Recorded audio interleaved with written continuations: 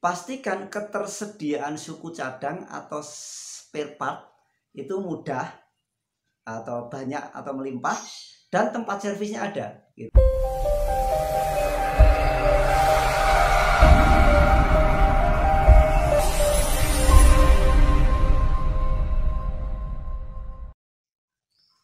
Selamat pagi, siang, sore, malam semuanya, sahabat bisnis ya. Bertemu lagi di channel Yuda Setiawan. Hari ini saya mau share ya, tentang tips memilih mesin fotokopi ya.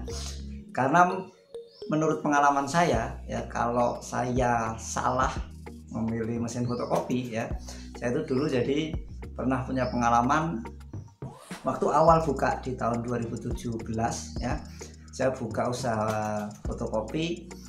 Saya karena kurang literasi, kurang informasi ya, jadi saya termasuk orang yang salah pada waktu itu atau cukup kecewa dengan pilihan mesin fotokopi di awal saya membuka usaha usaha fotokopi ya.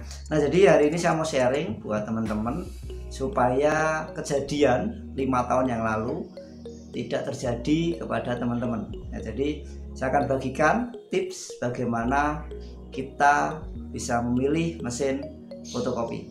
Jadi, saksikan video ini sampai selesai supaya teman-teman tahu dan tidak menyesal karena salah memilih mesin fotokopi. Yang pertama, tips dari saya adalah sesuaikan dengan kebutuhan. Maksudnya bagaimana? Misalkan teman-teman bisa menyesuaikan buka usahanya fotokopi ini di mana. Pastinya ketika kita buka di dekat sekolahan atau dekat kampus misalkan, kebutuhannya berbeda dengan ketika kita buka di tengah kampung atau di perkampungan misalkan. Berbeda lagi ketika kita buka fotokopi di dekat puskesmas atau rumah sakit. Nah, pasti kebutuhannya berbeda. Nah, itu bisa dilihat dulu ya. Bisa dianalisa dulu kira-kira cetak perharinya berapa gitu. Di sekolahan, di dekat sekolahan atau di tengah perkampungan atau di dekat rumah sakit atau puskesmas, kebutuhan cetak perharinya kan berbeda-beda. Misalkan kebutuhan perharinya cetaknya itu bisa sampai 10.000 lembar per hari, otomatis butuh mesin yang cukup besar gitu ya. Nah, sedangkan kalau kita kebutuhannya hanya ya katakanlah 2 rim atau maksimal 3 rim per hari, saya kira rekomendasi mesin fotokopi yang pernah saya rekomendasikan dulu, yang pernah saya sampaikan, bisa teman-teman cek di video-video saya sebelumnya, itu sudah cukup gitu ya. Nah, jadi yang pertama adalah sesuaikan dengan kebutuhan teman-teman. Yang pasti bagaimana bisa menyesuaikan, cek dulu mau di mana teman-teman bukanya jasa fotokopi ini gitu. Letaknya di mana, kebutuhannya per hari berapa, itu harus dilihat dulu.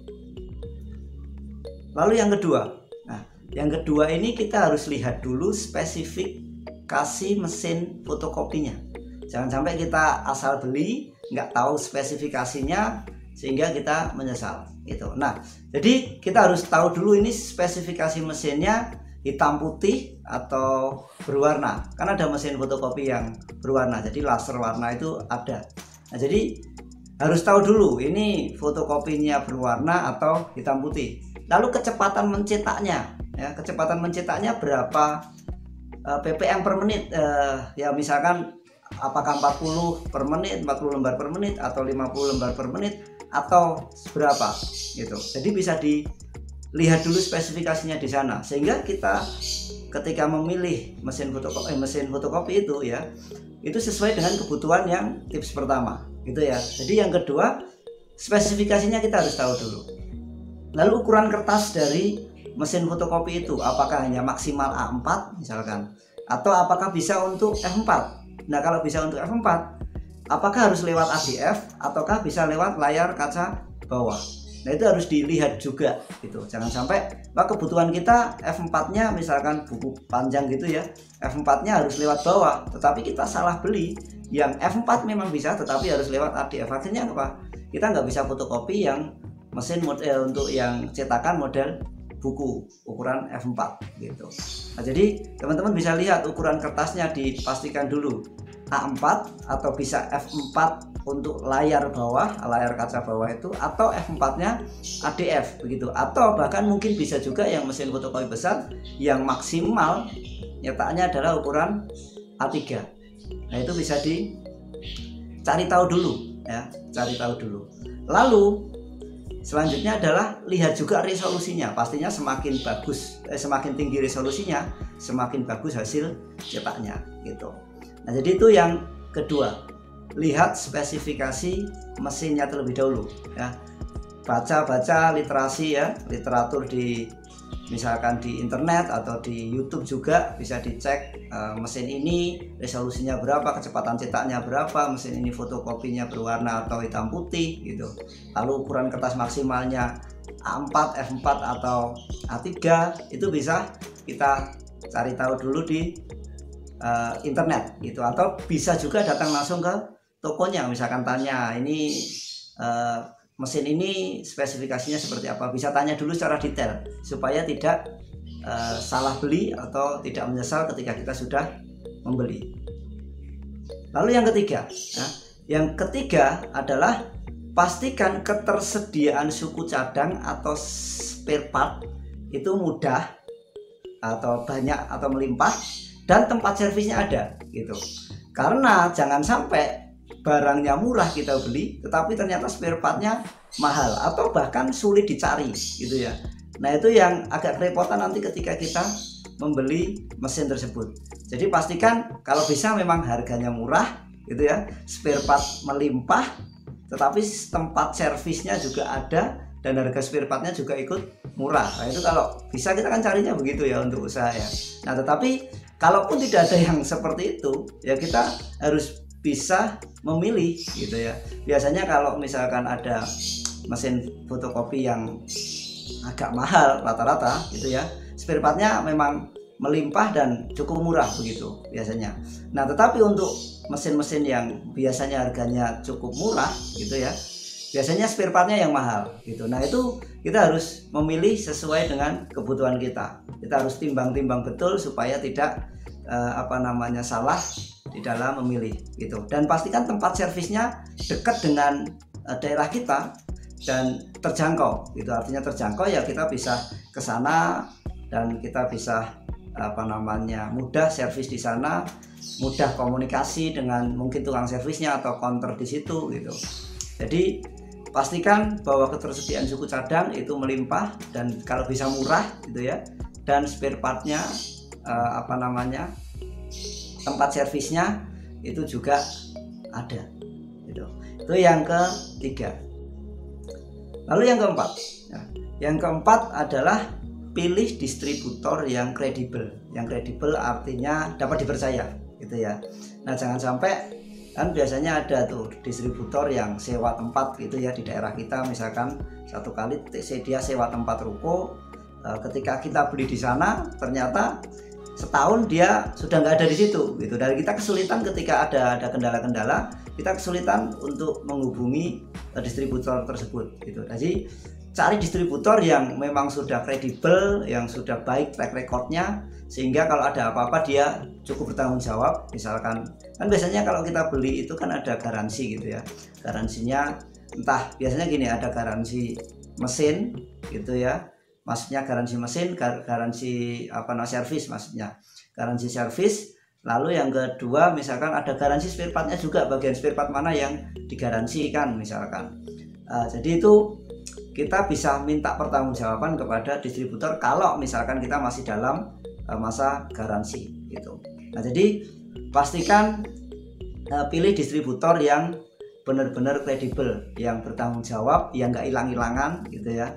Jadi kalau kita cari, kita hubungi itu mudah, dan dia mau bertanggung jawab untuk kalau terjadi hal-hal yang tidak diinginkan gitu.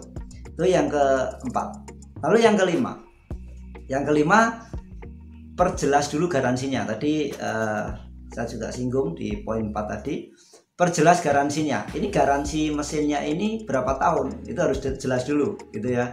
Jangan sampai ini garansinya pokoknya bergaransi gitu, tapi nggak ada kejelasan garansinya berapa tahun gitu.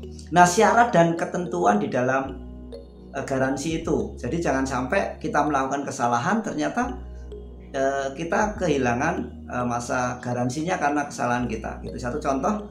Misalkan harusnya mesin fotokopi nggak boleh diganti tinta oleh kita sendiri misalkan. Jadi kita beli mesin fotokopi, kalau ganti tinta harus kepada distributor itu gitu, karena itu masih masuk masa garansi. Jadi nggak boleh kita ngisi sendiri, nanti takutnya tambah rusak dan lain sebagainya.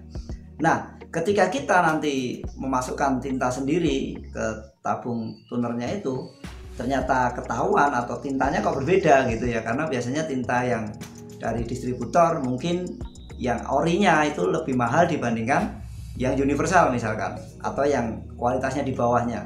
Nah, jadi mungkin ketika kita merubah isi tintanya atau kita ganti isi tintanya, akhirnya ketahuan dan kita kehilangan masa garansi tersebut gitu. Nah, jadi diperjelas dulu syarat dan ketentuannya di dalam bergaransi itu apa saja gitu. Jangan sampai kesalahan terjadi dan kita kehilangan garansi eman-eman gitu. Kalau orang Jawa bilang ya eman-eman gitu ya. Nah, lalu selanjutnya adalah garansinya di mana? Artinya garansinya di mana? Apakah mungkin harus di distributor itu, atau mungkin ada service center yang berbeda dengan distributor tadi yang menjual tadi gitu. Itu harus diperjelas juga. Ataukah mungkin juga malahan dari tukang servisnya bisa datang ke counter kita atau ke kios kita untuk membenahi kalau terjadi kerusakan gitu. Jadi diperjelas garansinya itu di mana tempatnya gitu dan sebagainya. Jadi perjelas garansinya. Nah, itu tadi teman-teman sedikit sharing dari saya, ada 5 tips yang saya bagikan. Jadi ini bisa untuk menambah literasi teman-teman, sehingga di dalam memilih mesin fotokopi nanti teman-teman nggak salah pilih gitu ya. Kalau salah pilih nanti bisa kecewa, kalau nggak menyesal, atau bahkan bisa di dalam bisnis nanti merugi gitu. Nah, jadi itu tadi hanya sharing dari saya gitu ya. Menurut pengalaman saya dulu, karena saya kurang literasi, sehingga saya termasuk salah satu orang yang di awal buka bisnis fotokopi itu kurang tepat di dalam memilih mesin fotokopi gitu. Nah, jadi harapan saya sebagai teman sesama usaha fotokopi ya, buat teman-teman di sana, biarlah ini menambah wawasan kita, menambah literasi, dan teman-teman yang mungkin baru mau bergerak atau mau membuka usaha fotokopi semakin dimantapkan bahwa ternyata caranya milih mesin fotokopi itu seperti ini, atau tips-tipsnya seperti ini, sehingga teman-teman bisa segera buka usaha. Dan selalu saya bilang bahwa Indonesia butuh UMKM, butuh anak-anak muda yang mau bekerja untuk menghebatkan Indonesia. Oke, itu saja sharing dari saya. Tetap semangat dan salam sehat.